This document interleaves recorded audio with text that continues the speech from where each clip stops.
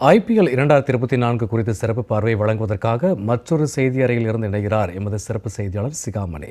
சிகாமணி, நீங்கள் தொடரலாம். நன்றி சூர்யா. இந்த 17வது IPL சீசன் ரொம்பவே விறுவிறுப்பான ஒரு கட்டத்தை எட்டியிருக்கு அப்படி சொல்லலாம். இது வரைக்கும் பார்த்தோம் அப்படின்னா கொல்கத்தா நைட் ரைடர்ஸ் அணி பிளே ஆஃப்ஸ்க்கான வாய்ப்பை உறுதிப்படுத்தின நிலையில் நேற்று ரொம்பவே முக்கியமான ஒரு போட்டி அப்படி சொல்லலாம். இதில் பார்த்தோம் அப்படின்னா டெல்லி கேபிட்டல்ஸ் அணி லக்னோ சூப்பர் ஜெயின்ஸ் அணி எதிர்த்து விளையாடினாங்க. ஸோ இரண்டு அணிகளுக்கும் இது ஒரு முக்கியமான ஒரு போட்டி. ஏன்னா லக்னோ அணிக்கு 2 போட்டிகள் மீதம் இருக்கிற நிலையில் இந்த போட்டியில் வெற்றி பெற்றால் அவங்களுடைய பிளே ஆஃப்ஸ் வாய்ப்பு இன்னும் கொஞ்சம் பிரகாசமாகும் அப்படிங்கிற ஒரு சூழல். அதே மாதிரி இன்னொரு பக்கம் பார்த்தோம் அப்படின்னா டெல்லி கேபிட்டல்ஸ் அணிக்கு இது அவங்களுடைய கடைசி லீக் போட்டி. ஸோ இந்த போட்டியில் வெற்றி பெற்றால் மட்டுமே புள்ளி போட்டியில் தொடர்ந்து முன்னாடி இருக்க முடியும். அதே மாதிரி மற்ற அணிகளுடைய ரிசல்ட்ஸை பொறுத்து பிளே ஆஃப் செல்லவதுக்கான ஒரு வாய்ப்பும் இருக்கும் அப்படிங்கிற சூழலில் இந்த போட்டியில் டாஸ் வின் பண்ணார் லக்னோ சூப்பர் ஜெயின்ஸ் அணியினுடைய கேப்டன் KL ராகுல். ஸோ அவர் பார்த்தா அப்படின்னா டாஸ் வின் பண்ணி பவுலிங்கை சூஸ் பண்ணார். ஸோ இப்போ பார்த்தோம் அப்படின்னா டெல்லி கேபிட்டல்ஸ் அணி ஃபஸ்ட் பேட்டிங்கில் பார்த்தோம் அப்படின்னா அதுவும் டெல்லி மைதானத்தில் ரொம்பவே சிறப்பாக விளையாடிட்டு இருக்காங்க அப்படி சொல்லலாம். ஆனாலும் கூட அவங்களுக்கு ஒரு அதிர்ச்சியை கொடுத்தாரு லக்னோ சூப்பர் ஜெயின்ஸ் அணியினுடைய இளம் வேகப்பந்து வீச்சாளர் அர்ஷத் கான். ஸோ அர்ஷத் கானுக்கு நேற்று தான் லக்னோ அணியில் விளையாடுறதுக்கான ஒரு சான்ஸ் கிடச்சிது. ஸோ முதல் ஓவருடைய 2வது பந்திலேயே விக்கெட் எடுத்து கொடுத்தாரு. அதுவும் man in form Jake Fraser மெக்கர்க்கோட விக்கெட். ஸோ மெக்கர்க் பார்த்தோம் அப்படின்னா இந்த சீசன் ஃபுல்லாக ரொம்பவே சூப்பராக பர்ஃபார்ம் பண்ணிகிட்டு இருக்காரு. அவருடைய விக்கெட்டை 2வது பந்திலே எடுத்து கொடுத்தாரு. ஆனாலும் கூட அடுத்தடுத்த ஓவர்களில் நிறையவே ரன்ஸ் போனாருன்னு சொல்லலாம். அர்ஷத் கான் 3 ஓவரில் 45 ரன்கள் கொடுத்தாரு. ஆனாலும் கூட முதல் விக்கெட் ரொம்ப மிக முக்கியமான ஒரு விக்கெட், மெக்கர்க்கோட விக்கெட்டை அவர் எடுத்து கொடுத்தாரு. ஸோ இந்த விக்கெட் இழந்ததன் மூலமாக பார்த்தோம் அப்படின்னா இந்த சீசன்லேயே பவர் பிளேஸில் அதிக விக்கெட்டுகளை இழந்த அணி அப்படிங்கிற ஒரு மோசமான சாதனைக்கு சொந்தக்காரராக இருக்காங்க டெல்லி கேபிட்டல்ஸ் அணி. இந்த சீசனில் 14 போட்டிகளில் பார்த்தோம் அப்படின்னா அவங்க பவர் பிளேயில் மட்டுமே 28 விக்கெட்டுகளை இழந்திருக்காங்க அப்படி சொல்லலாம். ஸோ 2வது இடத்துல மும்பை இந்தியன்ஸ் அணி 25 விக்கெட்டுகளை இழந்திருக்காங்க. ஸோ என்ன தான் முதல் ஓவர்லேயே விக்கெட் எழுந்தாலும் அடுத்ததாக பார்த்தோம் அப்படின்னா ஆக்சுவலாக இந்த அணிக்கு ஆரம்ப காலங்களில் 1 டவுனில் இறக்கி விடப்பட்ட அபிஷேக் போரல் கடந்த 2 போட்டிகளில் பார்த்தோம் அப்படின்னா தொடக்க ஆட்டக்காரராக களமிறங்குறாரு. 2 போட்டியிலும் சூப்பராக பெர்ஃபார்ம் பண்ணார். நேற்றும் அவருடைய அந்த அதிரடியான ஆட்டத்தை அவர் கண்டினியூ பண்ணார் சொல்லலாம். மெக்கர்க்கோட விக்கெட் இழந்தாலும் கூட இவர் ஒரு பக்கம் சூப்பராக விளையாடினார். 33 பந்துகளில் 5 4 4 சிக்ஸஸோட மொத்தம் 58 ரன்களை எடுத்து கொடுத்தாரு. இவருக்கு பக்கபலமாக பார்த்தோம் அப்படின்னா இன்னொரு சீனியர் பிளேயர் ஷாய் ஹோப் அவரும் ஆடிட்டு இருந்தார். ஸோ ஷாய் ஹோப் பார்த்தோம் அப்படின்னா அவர் 27 பந்துகளில் 3 பவுண்டரி 2 சிக்ஸஸோட 38 ரன்களை எடுத்திருந்தார். ஷாய் ஹோப் இந்த ஜோடி பார்த்தோம் அப்படின்னா முதல் ஓவர்லேயே விக்கெட்டை இழந்ததுக்கு அப்புறம் ஒரு சூப்பரான ஒரு பார்ட்னர்ஷிப் அமைச்சாங்க. 8 ஓவரில் கிட்டத்தட்ட 90 ரன்களுக்கு மேலே இந்த பார்ட்னர்ஷிப் அமைஞ்சது. ஸோ இதுக்கு பிரேக் த்ரூ கொடுத்தது அப்படி சொல்லி பார்த்தோம் அப்படின்னா ரவி பிஷ்னாய். ஷாய் ஹோப்போட விக்கெட்டை ரவி பிஷ்னாய் எடுத்து கொடுத்தாரு. ஒட்டுமொத்தமாக நேற்று லக்னோவை பொறுத்த வரைக்கும் கொஞ்சம் டீசெண்டாக பவுல் பண்ணார் அப்படின்னு சொல்லலாம் ரவி பிஷ்னாய். 4 ஓவரில் வெறும் 26 ரன்களை மட்டுமே விட்டு கொடுத்து ஒரு விக்கெட்டையும் கைப்பற்றி கொடுத்தாரு. அதுவே டெல்லி தரப்பில் பார்த்தோம் அப்படின்னா ஷாய் ஹோப் விக்கெட் விழுந்ததுக்கப்புறம் அணியினுடைய கேப்டன் ரிஷப் பண்ட் களமிறங்கினார். ரிஷப் பண்ட் பார்த்தோம் அப்படின்னா கடந்த போட்டியில் அவர் ஸ்லோ ஓவர் ரேட் காரணமாக பேன் பண்ணப்பட்டார். அந்த போட்டியில் ஆடலை.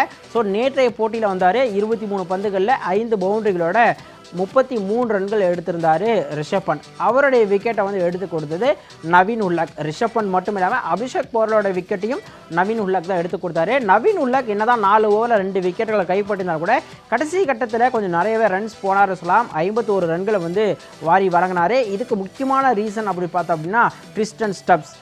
டெல்லி கேபிட்டல்ஸ் அணியை பொறுத்த வரைக்கும் டாப் ஆர்டரில் மெக்கர்க் இருக்காருன்னா மிடில் ஆர்டரில் ஸ்டப்ஸ் இருக்காரு அப்படிங்கிற ஒரு நம்பிக்கையோடு தான் அவங்க இருக்காங்க. அந்த நம்பிக்கையை நேற்று அவர் காப்பாற்றினார்.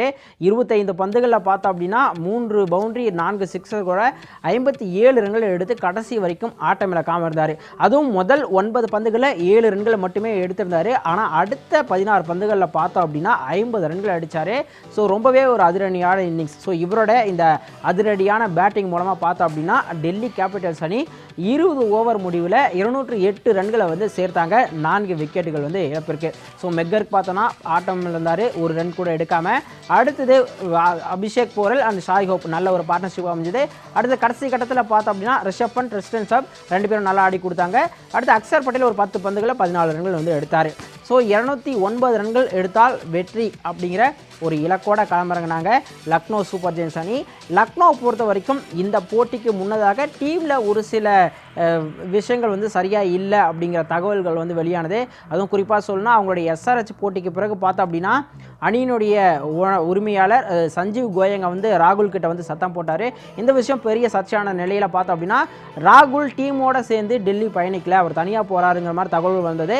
ஆனால் பார்த்தோம் அப்படின்னா நேற்று வந்து அவங்களுக்குள்ள எந்த பிரச்சனையும் இல்லை. ஸோ கோயங்கா வந்து ராகுலை அவரோட வீட்டுக்கு அழைச்சி விருந்து கொடுத்த ஃபோட்டோஸ்லாம் வந்தது. அப்படி இருந்தாலும் கூட நேற்றைய போட்டியில் பார்த்தோம் அப்படின்னா கேஎல் ராகுல் ஃபீல்டிங்கில் நல்லா பண்ணார். ஒரு அட்டகாசமான கேட்சாக எடுத்தார் ஷாய் ஹோப்போட கேட்ச். ஆனால் பேட்டிங்கில் பார்த்தோன்னா முதல்லையே அவரோட விக்கெட்டை வந்து எடுத்து கொடுத்தாரு இஷாந்த் சர்மா பார்த்தோம் அப்படின்னா டெல்லி அணிக்கு கடந்த போட்டியில் ஆர்சிபிக்கு எதிராகவும் சூப்பராக பந்து வீசினார். அதுவும் விராட் கோலியோட விக்கெட் எடுத்து கொடுத்தாரு. நேற்று பார்த்தோம் அப்படின்னா டெல்லி அணி வந்து 208 ரன்கள் சேர்த்தாலும் கூட மேட்சை வின் பண்ணி கொடுத்தது அப்படிங்கிறது இஷாந்த் சர்மான்னு சொல்லலாம். ஏன்னா தொடக்கத்திலேயே 3 முக்கியமான விக்கெட்டுகளை வந்து கைப்பற்றி கொடுத்தாரு. கேஎல் ராகுல், டிகாக் அண்ட் தீபக் ஹூடா 3 முக்கியமான பேட்ஸ்மேன்ஸ்களையும் தொடக்கத்திலேயே வந்து விக்கெட்டை வந்து எடுத்து கொடுத்தாரு. அதுவும் பவர் பிளேலே வீழ்த்தி கொடுத்தாருன்னு சொல்லலாம். அதேமாதிரி பவர் பிளேயில் இன்னொரு விக்கெட்டை பார்த்தோம் அப்படின்னா அக்ஷர் பட்டேல் என்னதான் ஒரு ஓவரில் 20 ரன் கொடுத்தாலும் மார்க்கஸ் ஸ்டாயினிஸோட விக்கெட்டையும் அக்ஷர் பட்டேல் எடுத்து கொடுத்தாரு. ஸோ இதன் காரணமாக பார்த்தோம் அப்படின்னா லக்னோ சூப்பர் ஜெயின்ஸ் அணி வெறும் 44 ரன்களுக்கு 4 விக்கெட்டுகள் இழந்து தத்தளிச்சுட்டு இருந்தாங்க. இந்த 209 ரன்கள் டார்கெட்டை நோக்கி போயிட்டு இருக்கும்போது ஸோ அப்படி இருக்கும்போது அவங்களுக்கு ஆறுதலாக இருந்த ஒரே விஷயம் நிக்கோலஸ் புரானுக்கு இந்த சீசன் கொஞ்சம் நல்லாவே அமைஞ்சிருக்குன்னு சொல்லலாம். நேற்று மற்ற டாப் ஆர்டர் பேட்ஸ்மேன்ஸ் எல்லாருமே சொதப்பும் போது இவர் தனியாளாக நின்று கேமை வேற லெவலில் கொண்டு போனார். 27 பந்துகளை சந்திச்சு அவர் 6 பவுண்டரி 4 சிக்ஸஸோட 61 ரன்கள் வந்து அடிச்சு கொடுத்தாரு. ஸோ ஏற்கனவே ஒரு மேட்ச் சிஎஸ்கே கிட்ட பார்த்தோம் அப்படின்னா மார்க்கஸ் ஸ்டாயினிஸ் வந்து ஒரு தனியால் நின்று வின் பண்ணி கொடுத்த மாதிரி நிக்கோலஸ் புரான் வின் பண்ணி கொடுப்பாரா அப்படிங்கிற ஒரு எதிர்பார்ப்பு இருந்தது. ஆனால் அவருடைய விக்கெட் வந்து பார்த்தோம் அப்படின்னா முகேஷ்குமார் வந்து எடுத்து கொடுத்தாரு. முகேஷ்குமார் 4 ஓவரில் 33 ரன்களை விட்டு கொடுத்து அந்த முக்கியமான ஒரு விக்கெட் வந்து எடுத்து கொடுத்தாரு அப்படி சொல்லலாம். அடுத்த கட்டத்தில் பார்த்தோம் அப்படின்னா மற்ற பேட்ஸ்மேன்ஸ் யாரும் பெருசாக நிற்கல மிடில் ஆர்டரில். அதுவும் லோயர் மிடில் ஆர்டரில் பார்த்தோம் அப்படின்னா ஆயுஷ் பத்தோனி ஓரளவுக்கு டீசெண்டாக பண்ணியிருக்காரு. பட் நேற்று எடுபடலை. அதே மாதிரி குருணால் பாண்டியா ஒரு 18 ரன்கள் மட்டுமே அவரால் சேர்க்க முடிஞ்சதுன்னு சொல்லலாம். ஆனால் யாருமே எதிர்பார்க்காத சமயத்தில் குறுக்கு இந்த கௌசிக் வந்தா அப்படிங்கிற மாதிரி அர்ஷத் கான் வந்து நேற்று அவருடைய பேட்டிங் வந்து அமைஞ்சதுன்னு சொல்லலாம். என்னதான் முதல் ஓவரில் விக்கெட் எடுத்து கொடுத்தாலும் நிறைய ரன்ஸ் போனார் பவுலிங்கில். 3 ஓவரில் 45 ரன் கொடுத்தாரு. ஆனால் அந்த ரன்ஸை திரும்ப எடுத்து கொடுத்தாருன்னு சொல்லலாம். பேட்டிங்கில் 33 பந்து சந்திச்சு அவர் பார்த்தோம் அப்படின்னா ரொம்பவே அட்டகாசமாக விளையாடினார். 3 பவுண்டரி 5 சிக்ஸஸோட கடைசி வரைக்கும் ஆட்டம் இழக்காமல் 58 ரன்களை வந்து சேர்த்து கொடுத்தாரு அர்ஷத் கான். ஆனால் இந்த ரன்கள் பார்த்தோம் அப்படின்னா வெற்றி பெறத்துக்கு போதுமானதாக இல்லை அப்படின்னு சொல்லலாம். ஸோ கடைசி கட்டத்தில் பார்த்தோம் அப்படின்னா லக்னோ அணியால் 20 ஓவர் முடிவில் வெறும் 189 ரன்கள் மட்டுமே சேர்க்க முடிஞ்சது. 9 விக்கெட்டுகள் வந்து இழப்பிற்கு அப்படி சொல்லலாம். ஸோ கடைசி கட்டத்தில் குல்தீப் யாதவ் அண்டு கலீல் அகமது வந்து விக்கெட் எடுத்து கொடுத்தாங்க. ஸ்டப்ஸ் கூட ஒரு விக்கெட் வந்து டெல்லிக்கு எடுத்து கொடுத்தாரு அப்படி சொல்லலாம். ஸோ லக்னோ சூப்பர் ஜெயின்ஸ்க்கு இந்த போட்டியில் வெற்றி பெற்றால் மட்டுமே பிளே ஆஃப்ஸ் வாய்ப்பு கொஞ்சம் ஈஸியாக இருக்கும்.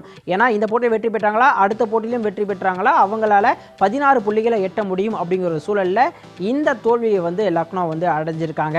ஸோ இந்த வெற்றி அப்படிங்கிறது பார்த்தோம் அப்படின்னா டெல்லியோட வெற்றி. டெல்லி ரசிகர்களை விட சிஎஸ்கே அண்ட் ஆர்சிபி ரசிகர்களை ரொம்பவே உற்சாகம் அடைய செஞ்சுருக்குன்னு சொல்லலாம். ஸோ அதுக்கு முன்னாடி பார்த்தோம் அப்படின்னா டெல்லி அணி ஐபிஎல் ஹிஸ்ட்ரியில் இது வரைக்கும் ஃபஸ்ட் பேட்டிங் பண்ணும்போது 13 முறை 200க்கும் மேற்பட்ட ரன்கள் அடிச்சிருக்காங்க. அந்த 13 முறையும் வெற்றி பெற்றிருக்காங்க அப்படிங்கிறது ஒரு குறிப்பிடத்தகுந்த விஷயம் அப்படி சொல்லலாம்.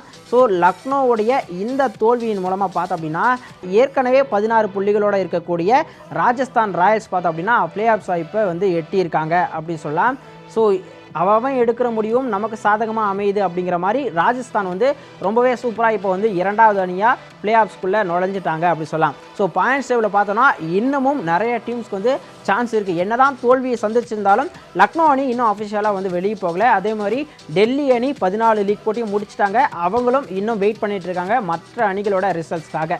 ஸோ மற்ற அணிகளுடைய வெற்றி தோல்விகளை பொறுத்து யார் வந்து உள்ளே போகிறாங்க பிளே ஆஃப்ஸ்க்கு அப்படிங்கிறது தெரியும். ஸோ இப்போ 2 அணிகள் வந்து பிளே ஆஃப்ஸ் வந்து குவாலிஃபை ஆயிருக்காங்க. ஒன்று கொல்கத்தா நைட் ரைடர்ஸ், இன்னொன்று ராஜஸ்தான் ராயல்ஸ். ஸோ அடுத்த 2 இடங்களுக்கு பார்த்தோம் அப்படின்னா Chennai Sunrisers, Delhi RCB and Lucknow இந்த 5 அணிகளுக்கு இடையே வந்து போட்டி இருக்குன்னு சொல்லலாம். இந்த 5 அணிகளில் 2 அணி வந்து உள்ளே போகிறாங்க. இதில் கண்டிப்பாக எஸ்ஆர்ஹெச் வந்து உள்ளே போகிறதுக்கு நிறைய வாய்ப்புகள் இருக்குது. 2 போட்டிகள் இருக்குது. ஆனால் இன்னொரு போட்டி பார்த்தோம் அப்படின்னா எஸ்ஆர்ஹெச் உள்ளே போயிட்டாங்கன்னா சிஎஸ்கே வெர்சஸ் ஆர்சிபி 18ஆம் தேதி நடக்கக்கூற போட்டியில் வெற்றி பெறக்கூடிய அணி உள்ளே போகிறதுக்கான வாய்ப்பு அப்படிங்கிறது ரொம்பவே நல்லா இருக்குது. ஸோ அதனால தான் ஆர்சிபி ஃபேன்ஸ் எல்லாரும் நேற்று டெல்லியோடைய வெற்றியை ரொம்பவே சூப்பராக சிறப்பாக கொண்டாடிட்டு இருக்காங்கன்னு சொல்லலாம். ஸோ அப்படி இருக்கக்கூடிய சூழலில் இன்னைக்கு ரொம்பவே ஒரு முக்கியமான போட்டி. ராஜஸ்தான் ராயல்ஸ் அணி பார்த்தா அப்படின்னா பஞ்சாப் கிங்ஸை எதிர்த்து விளையாட இருக்காங்க. ராஜஸ்தான் ராயல்ஸ் பார்த்தா அப்படின்னா இந்த சீசன் வந்து அவங்களுக்கு ரொம்பவே ஸ்டார்டிங் ரொம்ப சூப்பராக இருந்தது. ஓப்பனிங்லாம் நல்லா தான் இருக்குது, ஆனால் கூட ஃபினிஷிங் சரியில்லைப்பா அப்படிங்கிற மாதிரி கடைசி கட்டத்தில் ஒரு ஆட்ரிக் தோல்வி வந்து சந்திச்சிருக்காங்க. அவங்களுடைய கடைசி போட்டி பார்த்தா அப்படின்னா நம்ம சென்னை மண்ணில் சிஎஸ்கே எதிர்த்து விளையாடினாங்க. ஸோ ஃபஸ்ட் பேட்டிங் பண்ண அவங்க வெறும் 141 ரன்கள் மட்டுமே எடுத்தாங்க 5 விக்கெட் இழப்புக்கு. ரியான் பராக் ஒரு 47 ரன்கள் எடுத்தார். த்ருவ் ஜோரல் ஒரு 28, எஸ்எஸ்வி ஜெய்ஸ்வால் 24. பெருசாக அவங்களுடைய பேட்டிங் வந்து அன்றைக்கி கிளிக் ஆகலன்னு சொல்லலாம். ஆனால் பார்த்தோம் அப்படின்னா அதேமாதிரி பந்து வீச்சில் வந்து அஸ்வின் நல்லா போட்டார், 2 விக்கெட் எடுத்து கொடுத்தாரு. ஆனாலும் ஒரு தோல்வியை தழுவிட்டு வந்திருக்காங்க. அதே மாதிரி இன்னொரு பக்கம் பார்த்தோம் அப்படின்னா பஞ்சாப் கிங்ஸ் இந்த சீசன் வந்து அவங்களுக்கு சொல்லிக்கிற மாதிரி அமையினாலும் ஒரு சில போட்டிகளில் வந்து ரொம்பவே அபாரமான ஆட்டத்தை வெளிப்படுத்தினாங்க. அதுவும் குறிப்பாக சேசிங்கில் சூப்பராக இருந்தாங்கன்னு சொல்லலாம். அதுவும் 262 ரன்களை சேஸ் பண்ணி வேர்ல்டு ரெக்கார்ட்லாம் கூட படைத்த ஒரு அணி. ஆனால் கடந்த போட்டி பார்த்தோம் அப்படின்னா ஆர்சிபி கிட்ட உதப்பட்டாங்க. அது மட்டும் இல்லாமல் பிளே ஆஃப் வாய்ப்பையும் இழந்தாங்க அந்த போட்டியில். ஸோ ஆர்சிபி பார்த்தோன்னா அந்த போட்டி 241 ரன்கள் சேர்த்தாலும் கூட அவங்களால பஞ்சாப் அணி 181 ரன்கள் மட்டுமே சேர்த்து 17 ஓவர்களே ஆல் அவுட்டும் ஆனாங்க. ஸோ இப்படி இருக்கக்கூடிய சூழலில் இன்றைக்கி பார்த்தோம் அப்படின்னா இங்கிலாந்து அணியை சேர்ந்த நிறைய முக்கியமான பிளேயர்ஸ் பார்த்தோம் அப்படின்னா அவங்களுடைய சொந்த நாட்டு அணிக்காக விளையாடுறதுக்காக போயிட்டாங்க.